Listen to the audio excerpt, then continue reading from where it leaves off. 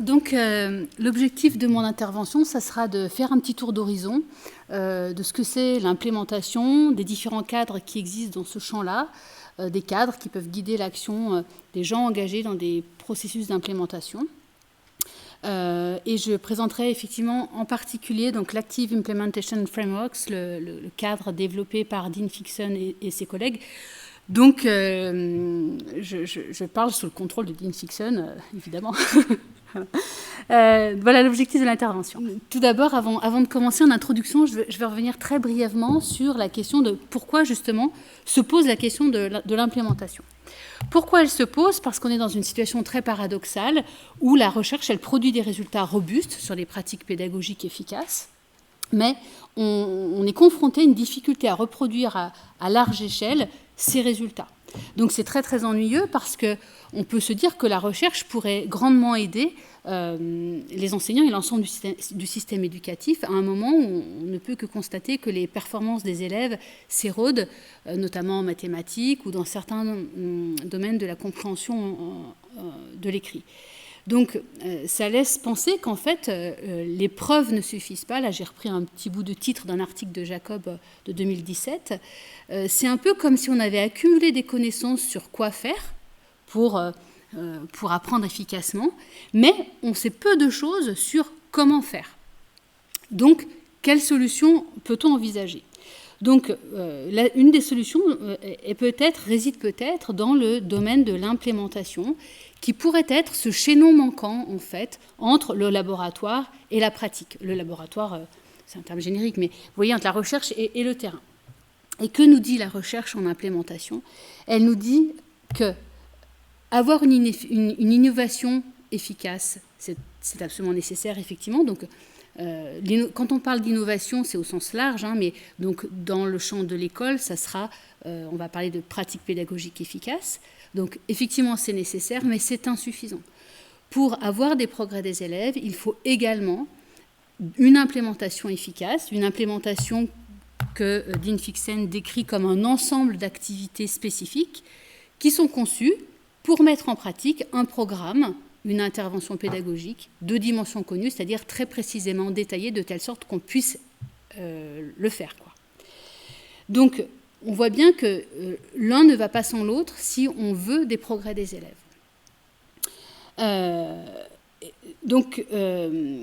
Quand on a ces données en tête, il y a deux choses auxquelles il faut bien penser du coup quand on pense une étude où on va réfléchir aux conditions d'implémentation. Il faut prévoir deux ensembles d'activités. Donc des activités liées à l'intervention mise en place, bien sûr, et puis des activités liées à l'implémentation. Quelle stratégie on va utiliser pour que ça se produise effectivement, ce qu'on veut comme nouvelle pratique. Et puis deux ensembles de résultats, des résultats liés à l'intervention et à l'innovation ou à la pratique pédagogique, c'est synonyme, hein, et puis des résultats liés à l'implémentation.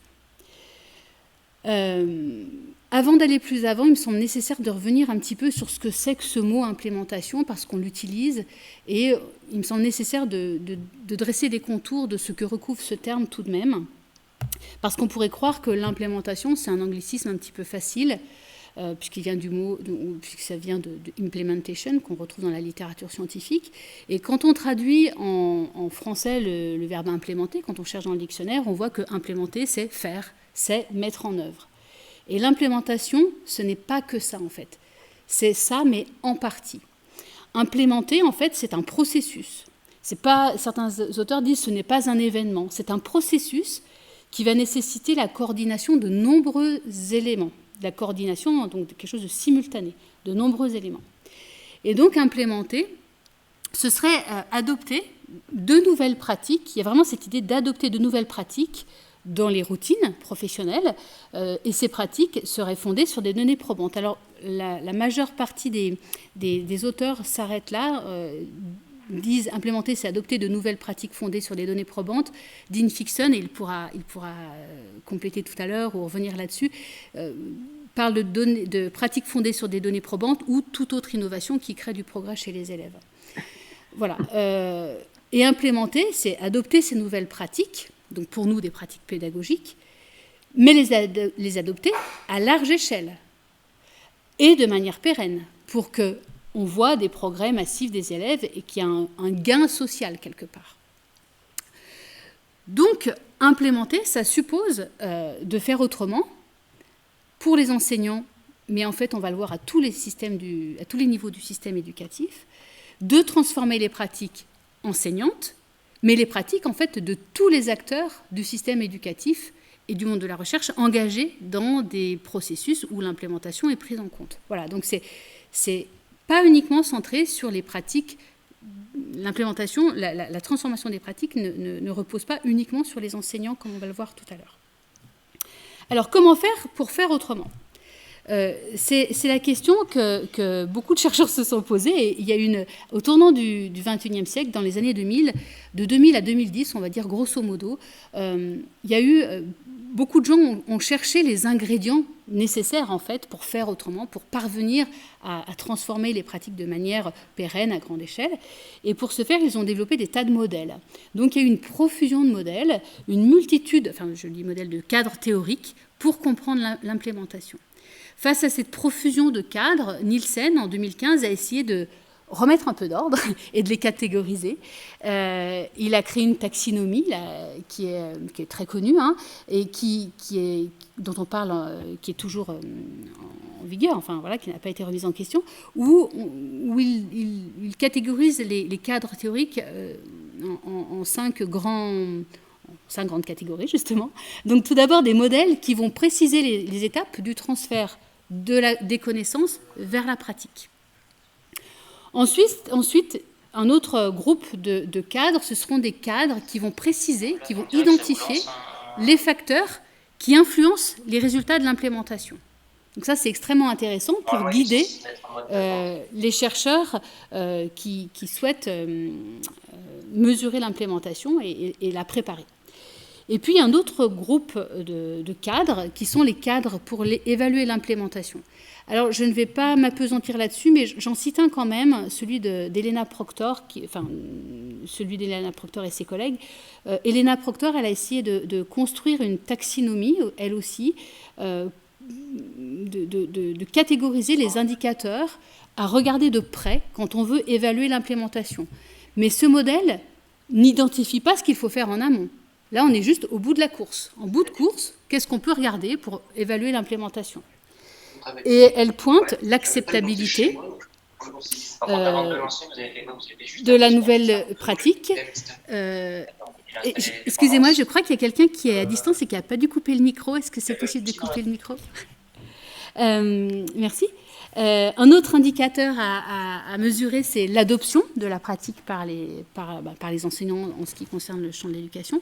Le coût, la pertinence, est-ce que ça convient ou pas aux praticiens, la faisabilité, la fidélité, le taux de pénétration de cette pratique sur un territoire donné, et puis la pérennité. Je ne m'appesantis pas là-dessus, mais en tout cas, c'est peut-être un cadre qui peut servir à certaines personnes qui, en bout de course, voudraient peut-être regarder un certain nombre d'éléments. Ensuite, on a un groupe de théories qui seront des théories classiques qu'on va utiliser pour expliquer l'implémentation. Du coup, on va mobiliser la psychologie, par exemple, la sociologie. Et puis un autre groupe de cadres qui regroupe des théories qui sont développées par des chercheurs en implémentation pour expliquer certains phénomènes, comme par exemple, quel climat faut-il instaurer pour réussir l'implémentation. C'est un exemple. Le problème, c'est que ces cadres sont sous-utilisés. Et c'est un problème pourquoi ? Parce qu'en fait, ces cadres, utiliser un cadre apporte une plus-value. Cette plus-value, elle peut être déclinée en plusieurs points. D'abord, elle peut guider la conception et la réalisation des études pour les chercheurs. Elle peut éclairer leur réflexion théorique et empirique. Elle peut faciliter l'interprétation des résultats. Ça marche ou ça ne marche pas. Pourquoi ? Peut-être qu'il faut regarder ces éléments-là. Et puis, dans un souci d'accumuler des connaissances, c'est très utile d'utiliser un même cadre pour pouvoir répliquer parce qu'on va utiliser des termes et des construits communs. Et puis, évidemment, ça va permettre de développer des stratégies d'implémentation appropriées qui ont été identifiées au préalable. Donc, c'est un gain important. Et puis, alors, je trouve que dans le projet de Pégase, par exemple, il me semble que c'est quelque chose d'important. Ça permet de partager un langage commun et ça permet de porter une attention commune à des éléments clés. Dans Pégase, il y a des chercheurs, des enseignants, des formateurs. Voilà. Et il me semble qu'on a besoin de partager un langage commun et d'identifier vraiment des éléments clés tous ensemble et qu'on partage et qu'on sait comme étant clés pour la réussite de ce qu'on met en place dans ce projet-là. Voilà pour le tour d'horizon. Vous avez, j'ai pas précisé au préalable, mais cette réflexion autour de l'implémentation, les cadres qui ont été développés, c'est pas quelque chose qui est propre au champ de l'éducation. Hein, c'est quelque chose qui est transdisciplinaire, qui traverse un nombre très très important de disciplines.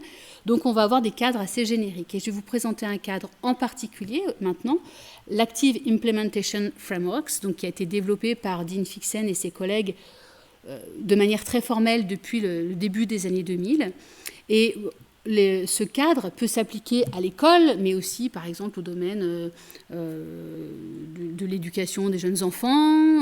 Voilà. Donc, on va avoir des cadres, des termes assez génériques que moi, j'essaierai de préciser, appliqués au champ de l'éducation. Et si j'oublie, vous pouvez m'y faire penser.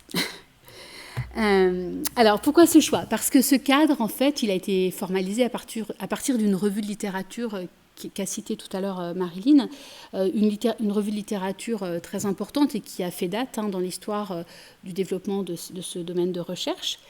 Ce cadre, il a évolué et depuis les années 2000, il a été réajusté en intégrant des données issues de la recherche et des retours d'expérience.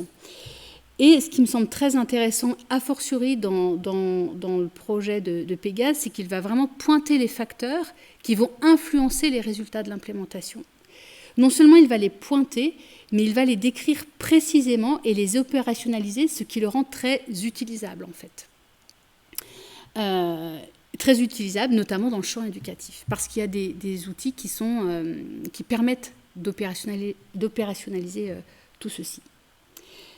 Alors, cet Active Implementation Frameworks, quel est-il? D'abord, il y a un S à Frameworks, parce qu'en fait, c'est un cadre constitué de plusieurs cadres, de plusieurs éléments.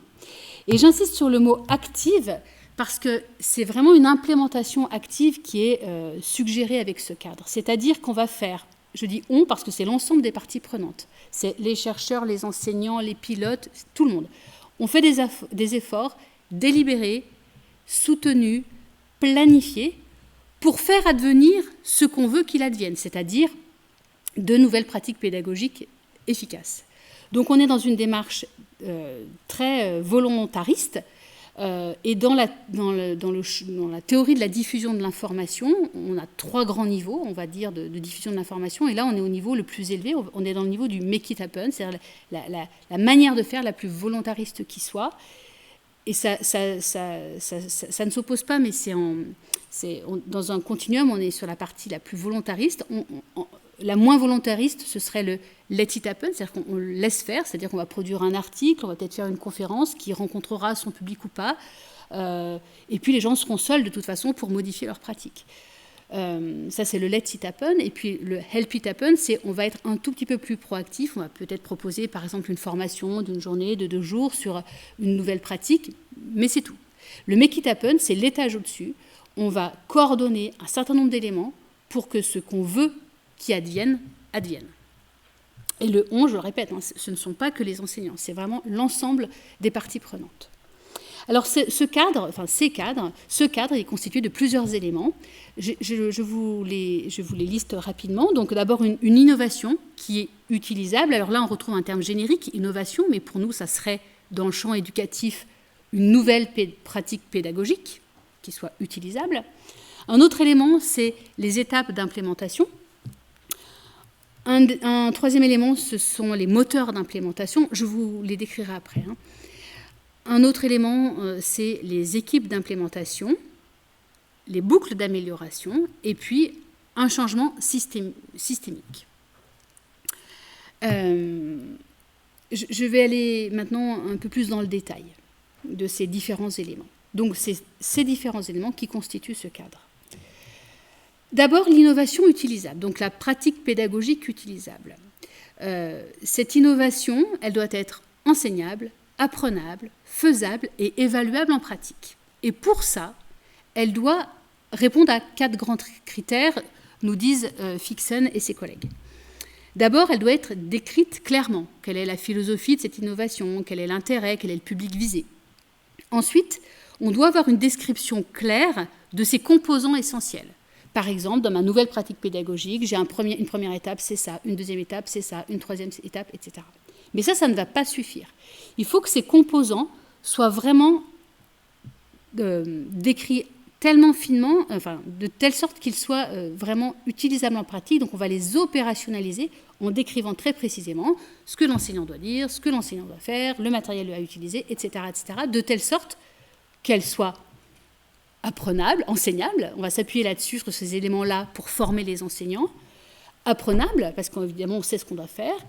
Faisable, et puis évaluable, parce qu'on a des items en fait, qui se dégagent, et on va pouvoir observer la présence ou pas de ces éléments-là dans la pratique pédagogique en classe. Et puis un dernier critère, c'est l'évaluation de la fidélité.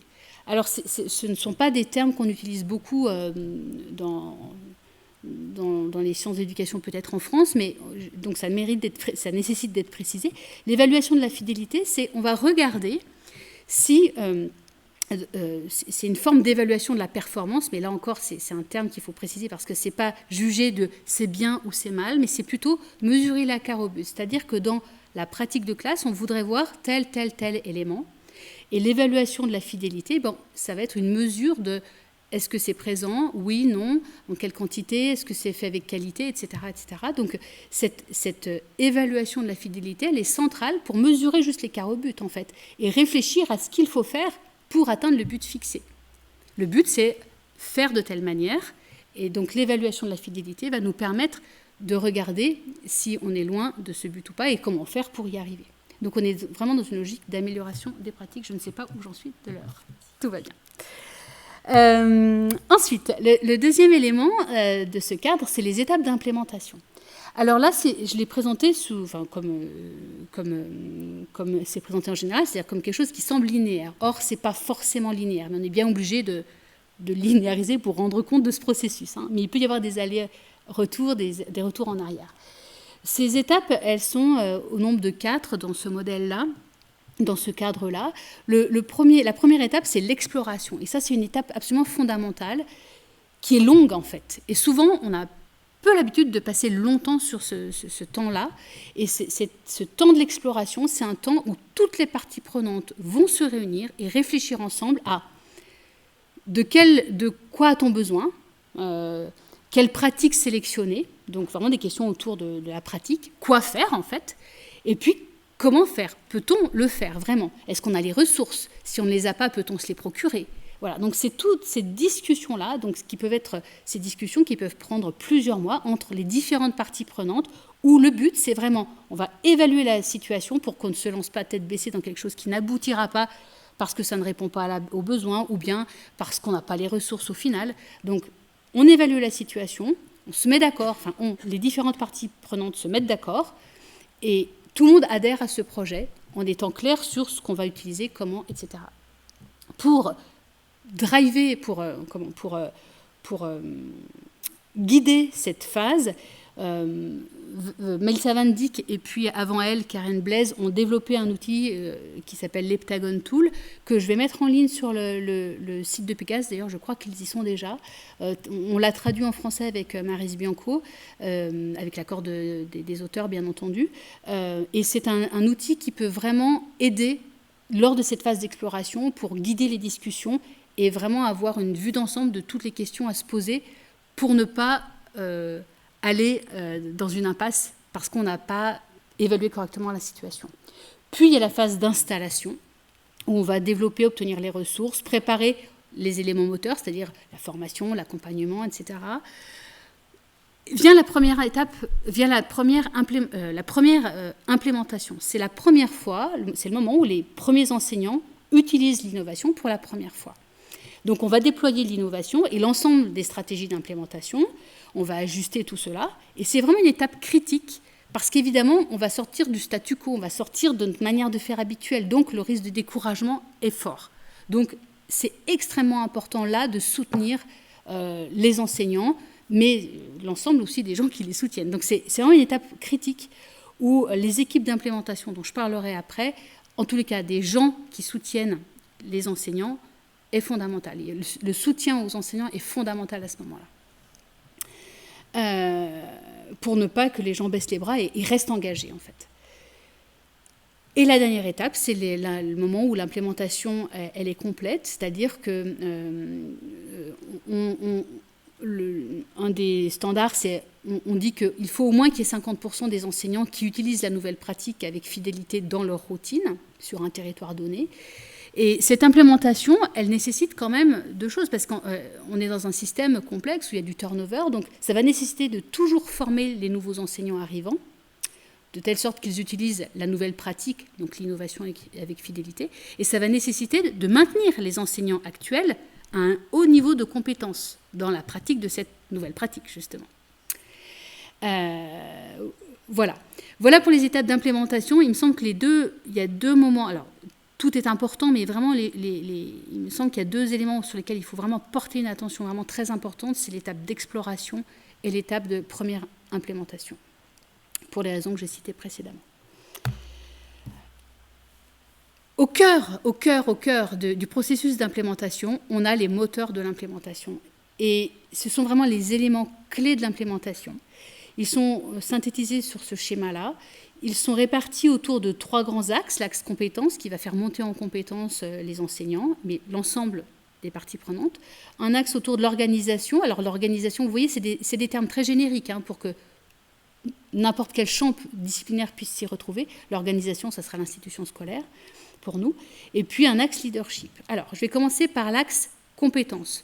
Dans l'axe compétences, il y a plusieurs éléments très importants. Donc la sélection des enseignants, quand on est dans le champ de l'école.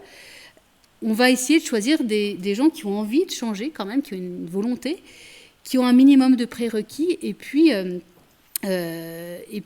pour qui la nouvelle pratique va correspondre quand même à leurs valeurs et à leur manière de voir l'enseignement. Ensuite, alors je ne m'appesantis pas là-dessus, je vais m'appesantir un tout petit peu plus longuement sur la formation. La formation, ça va être le moment, vraiment, un des premiers moments très importants où on va donc construire les nouvelles compétences des enseignants relatives à la pratique pédagogique. Et cette formation, elle doit être assez explicite, donc avoir des objectifs, fournir des démonstrations de la nouvelle pratique, permettre aux enseignants de s'entraîner, permettre aux enseignants d'avoir un retour très constructif de la part du formateur, mais dans un environnement sécurisé. Voilà. Mais cette formation seule, ça ne marche pas. Il faut en plus de l'accompagnement sur le terrain. Et ça, c'est vraiment quelque chose qui est indissociable. Si on veut avoir un progrès, il faut cet accompagnement sur le terrain des enseignants. Et l'accompagnement, ça va permettre justement de continuer à construire les compétences qui ont été initiées dans le temps de formation, les compétences relatives à cette nouvelle pratique pédagogique, et d'ajuster. Alors, on ne va pas ajuster les éléments essentiels de la pratique pédagogique, mais on va ajuster. Voilà, alors si moi, dans ma classe, j'ai un problème parce que mon groupe d'enfants, d'élèves a telle difficulté, comment je fais pour mettre en œuvre malgré tout cette pratique? On réfléchit ensemble à cela. Et on va utiliser la mesure de la fidélité pour voir si on est loin ou pas des pratiques attendues, en fait. Et ces résultats de la fidélité sont très intéressants pour voir l'écart au but et puis réajuster si besoin les pratiques, bien sûr, mais ça sert également à renseigner les formateurs et ceux qui accompagnent, parce que si finalement les enseignants n'arrivent pas à atteindre une haute fidélité dans la manière de mettre en œuvre la pratique, peut-être qu'il faut s'interroger sur notre formation et sur notre accompagnement. Donc c'est pour ça que les flèches vont dans les deux sens, en fait. Là. C'est intéressant de se dire que ça nous renseigne sur les compétences à l'œuvre à un moment T, mais si on n'arrive pas à atteindre la fidélité, peut-être qu'il faut revoir quelque chose en amont au niveau de l'accompagnement et de la formation. Un autre axe, c'est l'axe organisationnel. Donc là, ce modèle insiste sur le fait que l'administration, elle doit être facilitatrice, donc proactive, imaginer les obstacles qui peuvent se présenter, les lever, par exemple fournir assez de temps pour que les enseignants puissent se former, proposer des ressources nouvelles, par exemple. Un autre point, c'est une flexibilisation du système, c'est-à-dire que chaque école, chaque circonscription, pour ce qui est du champ de l'éducation, est à l'intérieur d'un système éducatif régi par des règles, par des normes, par des procédures, et peut-être que parfois il faut assouplir certaines procédures qui seraient des obstacles pour pouvoir arriver à mettre en œuvre ces nouvelles pratiques. Je n'ai pas le temps de donner un exemple, mais j'en aurai un à vous donner si c'est nécessaire dans la discussion. Et puis, cette organisation, elle doit se doter d'un système de données pour aider à la prise de décision. Donc, l'organisation, l'institution, doit se doter, par contre, d'un système de récolte de données. Et ça se prépare durant le temps de l'exploration et de l'installation. Quelles données recueillir, comment, pour que ça remonte et qu'il y ait des possibilités de réajustement. Et donc qu'on prenne les bonnes décisions pour infléchir le processus en cours. Et puis l'axe leadership, alors là je ne vais pas m'appesantir là-dessus, mais c'est vraiment l'ordre du management. On va avoir un management parfois technique, c'est-à-dire on va résoudre des problèmes qu'on sait résoudre et c'est des procédures connues. Et puis parfois il va falloir se mettre à plusieurs pour résoudre des problèmes nouveaux et imaginer des solutions originales. Voilà. D'accord. Et tout ceci devrait conduire à utiliser cette nouvelle pratique avec une haute fidélité. Et cette mesure de la fidélité étant réitérée, on imagine que cette innovation, cette nouvelle pédagogique va donc être utilisée de manière homogène, constante en fait. L'utilisation de cette nouvelle pratique se fera avec constance et du coup, on pourra avoir des projets tangibles à large échelle. Voilà pour les moteurs de l'implémentation, assez brièvement quand même, mais c'est vraiment, je crois, vraiment, c'est vraiment le cœur des éléments absolument clés, centraux, pour que ce processus fonctionne bien.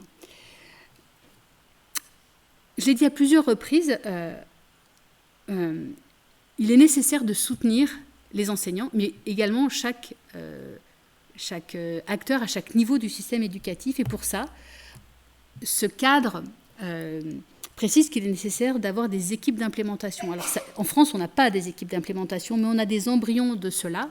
On en parlera après. Pourquoi, me semble-t-il.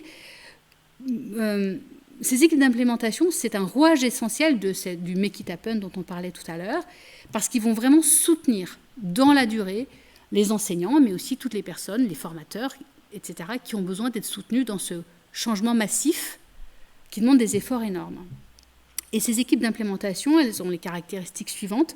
C'est 3 à 5 personnes qui sont expertes de l'innovation et, j'aurais pas dû mettre de virgule, mais un et de l'implémentation.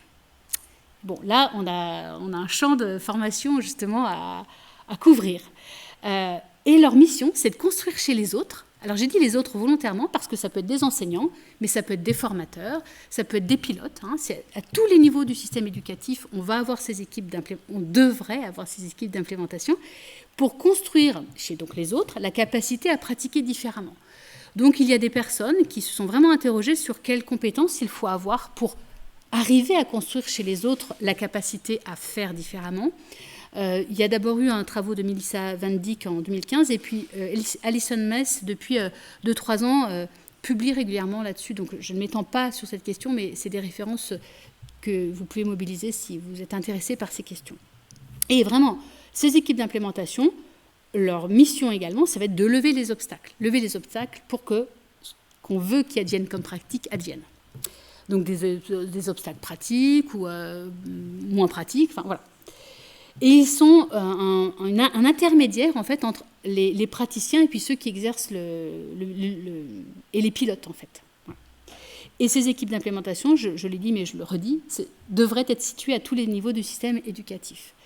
Alors évidemment, nous on se dit, équipe d'implémentation, c'est pas un mot qu'on connaît, en France on n'a pas ça, mais par exemple dans le premier degré, lorsqu'on développe une nouvelle formation des enseignants à travers les constellations pour ceux qui connaissent. On a vraiment des conseillers pédagogiques qui vont soutenir sur la durée des enseignants.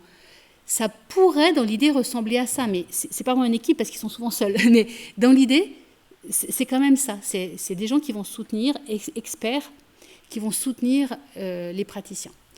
Donc, on peut avoir un embryon, on n'a pas quelque chose de construit, mais bon, c'est à imaginer. On en discutera, effectivement.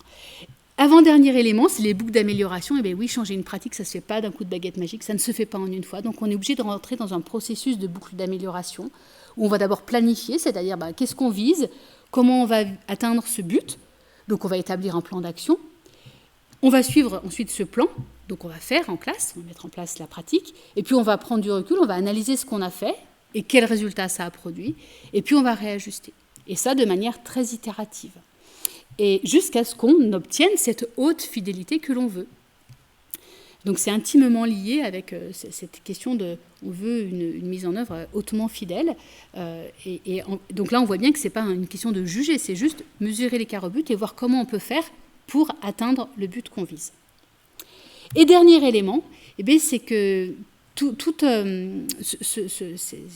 éléments-là, quand on les décrit, on voit bien que ça suppose un changement systémique, une modification de l'environnement général, de l'ensemble du système, où on va créer de nouveaux dispositifs, de nouveaux rôles, de nouvelles fonctions, et on va créer un environnement capacitant. Alors là, je reprends un terme de Pierre Falzon, qui est en fait ergonome du travail, mais qui correspond exactement à la traduction, me semble-t-il, de enabling context qu'on trouve dans la littérature de l'implémentation, et notamment dans ce cadre-là.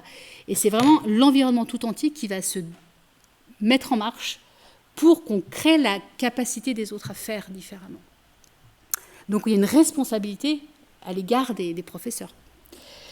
Pour conclure, puisque j'en arrive au terme, on pourrait synthétiser tout ce que j'ai dit par la formule du succès, qui est ainsi appelée par Fixen et ses collègues, qui dit que pour avoir une amélioration des résultats, il faut une implémentation efficace, mais aussi une implémentation efficace et un contexte capacitant.